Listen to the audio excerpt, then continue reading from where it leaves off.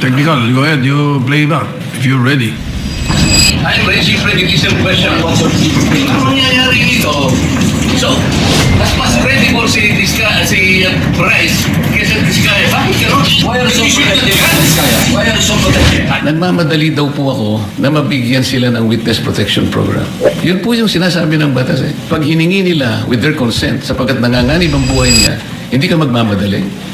Ilalagay ko po ba sa kamay ko ang kaligtasan ng mag-asawa na yun? Kinakailangan magsoli po sila ng mga nakulimbat nila, which to my mind is not correct. Paano mo sasabihin na magre-restitute ang isang tao? Meron na bang findings kung magkano i-restitute on how it can be restituted? Nag-a-apply pa lang eh. What is the reason behind the law? So that we can get justice, and justice can only be attained if there is restitution. So that is the principle behind all of these things that we are talking about now. Mr. Secretary, restitution will come after. It cannot be... Sir, it can come before or after, sir. It can come before. You said the law that it come before. Yung Diskaya, Dumaymay were the first to apply under the Witness Protection Program. Ang problema po doon, kung wala namang korte pa pong nagsasabi kung talagang sila'y nagnakaw o nakapagnakaw, sino pong magkukwenta noon? Problem is, ang sabi ng dating DOJ Secretary, hindi, kinakailangan isoli muna yung mga pinagnanakaw. So, paano ngayon siya mo po process if that was dangled? So, ang tinatanong ko nga sa inyo, hindi sa sinungaling. Tayo ang nagbigay na ng kondisyon kasi did you agree that you restitute any money to the DOJ? Wala po kang maibibigay po. At saka... Yun na nga, because wala kang maibigay, hindi kanya ipoprocess under the Witness Protection Program. Is that not? Correct? So, pinipili nyo yung gusto nyo i-process. Ngayon, kung ayaw ninyong bigyan sila ng protection under that law, kaya siguro umayaw na sila sa ICI. Mr. President, it is also coincidental that multiple news outlets revealed a damning link between Senator Marcoleta and the Diskayas. In one news story, a relative of Senator Marcoleta was said to hold a directorship at Stronghold Incorporated and Milestone Guarantee insurance companies that provided bonds for contractors owned by the flood control king and queen, Curly and Sara Diskaya, at the center of a multi-billion peso flood control corruption scandal, raising conflict of interest questions in a high-profile Senate probe. Hindi pa po dito nagtatapos ang pagbibida ni Senator Marcoleta. Noong September 25, 2025, nagpresenta si Senator Marcoleta ng surprise witness sa katauhan ni Mr. Orly Gutesa. As chairman, I did not raise any objection to members like him introducing surprise witnesses during the proceedings at that time, as long as it can help in unearthing the truth behind the flood control mess, including and most importantly, exposing the masterminds, if evidence warrants. Gayunpaman, hindi pa man tapos ang araw, pumalag na sa media ang sinasabing nakapirma sa notary public na si Attorney Pechi Espera. Nakalaunan ay naging kasalanan ko pa din sa paningin ni Senator Marcoleta. Hindi po ang Senado ang nag-iimbestiga at nagbigay ng hatol na forged ang notaryo ni Gutesa. Mismong ang Branch 18 ng Regional Trial Court ng Manila ang nag-imbestiga. Independent yon sa Senado. Sa halip na tanggapin, galit pa sa resulta ng kaso dahil hindi naaayon sa gusto niyang kalalabasan ng investigasyon. Asal bida talaga. Ang matindi pa, nanakot pa na magsasampa ng kaso laban sa judge at abogado. Again, style bida. Pa-victim effect pa po masyado na parang bida sa pelikula. Mr. President, ang kwento pa, ako daw ang nagpapahiwatig na tinuturuan o kinocoach niya si Gutesa sa bahaging ito ng pagdinig. Mr. President, sa obserbasyon ng napakaraming nanonood, sila baga tinuturuan niya kung anong pahina. Page 20 nga daw ang basahin. Sa kamalasan niya, nagkataon na putol pala ang kopya ng affidavit ni Gutesa. Kung todo, tinayuan pa niya para ibigay ang kanyang kopya na parang bida sa eksena. Nakakalimutan yata ni Senator Marcoleta na naka-live TV coverage ang pagdinig. Kaya walang pakundangan at walang kahihiyan sa inasal niya. Kaya nga kitang-kita, pati si Henry Alcantara tawang-tawa. Nakalimot din sandali na hindi pa siya state witness nung nag-testify si Gutesa. Let us watch the actual video dahil baka sabihin na naman niya nag-splice kami ng video. Let's Ang watch. nasabing basura, ito, Merong napuputol sa binabasa mo eh. Huwag kang magmadali. Huwag kang magmadali.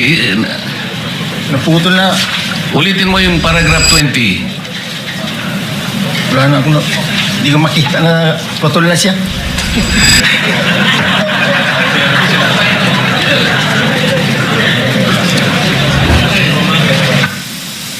I strongly deny that I made mention of him coaching Gutesa, Mr. President.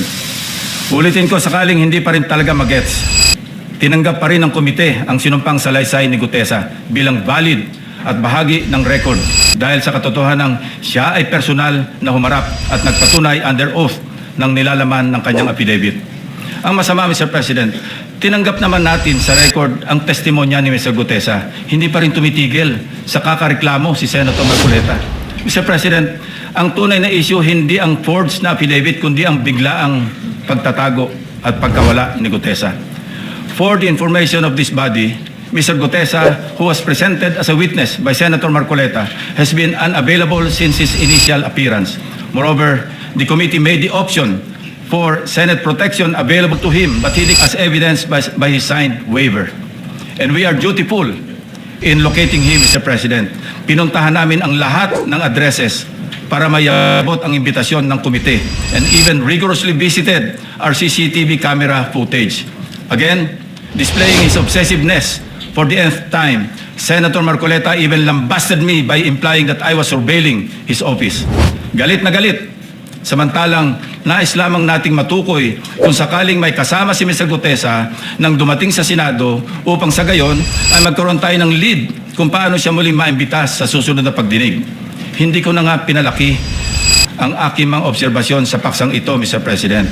Sa halip, sinubukan pa rin naming hingin ang kanyang tulong sa paghahanap kay Sergeant Gutesa. Again, Senator Marcoleta in his TV show ranted against me. Let's watch. Tatanungin ko siya, bakit mo kinur sa akin ito? Ini-insulto mo ba ako? Parang insulto naman sa akin yun. Ba't mo ikukur sa akin? Sino ka ba? I dare ask, Mr. President, if a committee member brings a witness bearing such damaging allegations, does the burden of transparency not follow? Is it not just proper to cooperate with the committee regarding his whereabouts? Why then does Senator Marcoleta find my position so offensive? On many occasions, Senator Marcoleta made statements that undermine the authority and collective integrity of the committee. Mukhang aabutin tayo hanggang bukas kung iisa-isahin ko pa lahat ang katakot-takot na pag-alipusta ni Senator Marcoleta sa komite na kinabibilangan din naman niya. He continued the same litany in his speech yesterday, Mr. President. Let me count and rebut it once and for all. 1. On the release of the minority report. Tahasang pinagmamalaki ni Senator Marcoleta ang minority report for the lack of better term, he said, na kanyang nilabas noong December 10, 2025, na siya ring naging paksa ng kanyang litanya kahapon. For his information, I wish to underscore a part of Section 22 of the Senate Rules shown on the screen, which states that, and I quote, concurring and dissenting reports may likewise be made by the members who do not sign the majority report within 72 hours from the approval of the report. Napakalinaw naman po, Mr. President. Concurring and dissenting reports may be made 72 hours after the committee report has been approved by the majority vote of all its members. Siya na nga itong gawa ng mga bagay na wala naman sa alituntunin ng Senado. Pagkatapos, ako ang pagbibintangan niya na epal? He even had the audacity to declare, and I quote his speech, a submission anchored on the same hearings, 3 of which he actually presided, the same resource persons, and the same affidavits. Masasabi ba niyang pangbasura lang din ang lahat ng yun? At this point, Senator Marcoleta must know that rhetorical fallacies do not amuse me, Mr. President. If the release of this so-called minority report and its contents did not amount to a direct affront to the chairman and to the committee as a collegial body, then I'm not sure what is. May I also emphasize, Mr. President, that this same report brazenly stated that, and I quote, the BRC, Blue Ribbon Committee, cannot and should no longer compete with the National Prosecution Services and eventually the judiciary in finally disposing of these cases, unquote. Clearly implying that the committee must conclude its proceedings. Mr. President, sino ba siya para pangunahan ang chairman at ang mayorya na miyembro ng committee? Wala sa lugar, wala sa hulog. Saganang akin lang din naman, kagulat-gulat po ba ang naging reaksyon ng representasyon na ito na walang lugar ang ulat na yan kundi sa basurahan? Kayo na ang humusga, Mr. President. Number 2, Let us go to the BRC draft partial committee report na pinamahagi ng komite noon pang ika-11 ng Pebrero nitong taon. Na sa mismong araw na ito ay isang buwan na ang nakakalipas. Na siyempre ay laman din ng only reklamo ni Senator Marcoleta. Anya, ang natanggap ng kanyang opisina ay isang PDF file or document na may watermark ng bawat opisina na nakatanggap nito na wala man lang daw pirma ng chairman ng komite. Natural, walang pirma dahil advance copies lang naman ang pinadala namin sa opisina ng lahat ng members. Common sense naman po, Mr. President, na binigyan ng soft copy ang bawat miyembro upang madaling mabasa at mapag-aralan ng ang lahat ng nilalaman nito simultaneously. Properly informed naman po ang mga staff ng mga senador na available mula sa aming opisina ang pisikal na kopya na lagpas 400 pages ng committee report upang mapirmahan sa hudyat ng mga ginagalang na miyembro ng komite. Ang ating inisyatibo upang pabilisin ang tamang proseso ay talagang masama pa rin sa paningin ni Senator Marcoleta. Tulad ng ginagawa din naman ng ibang miyembro ng komite, panay din ang follow-up namin sa kanyang opisina na kung nais na ba niyang pumirma sa printed copy ng report. Kahit ay dissent remark ay wala siyang ginawa. Bakit ngayon ay maghahanap siya ng Blue Ribbon Committee report na nakatenga sa kanyang opisina noong isang buwan pa? Incidentally, as of yesterday, only Senator Bam Aquino has affixed his signature on the partial committee report. It goes without saying that I respect each and every member's decision when they will sign the report, if at all. What I despise is Senator Marcoleta's audacity to lie about his inability to sign the same by citing an untruthful reason for not signing, Mr. President. Number 3, pinipilit niya rin na ilabas ko ang listahan ng 67 contractors. He said in his speech, and I quote, in his press release dated August 10, 2025, posted on the Senate website, the BRC chairman disclosed that House members called him and that he had a list of 67 congressmen who are contractors. Yet, he did not summon them to any BRC hearing. Why did he not name them to be fair to the rest of the members of the House of Representatives? Ito po ang tunay na splice, Mr. President.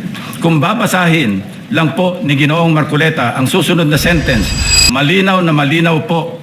Eto, and I'd like to paraphrase. Lacson clarified that he merely asked a congressman friend from the lower house and that, again I quote, I chuckled and said, I don't have a list.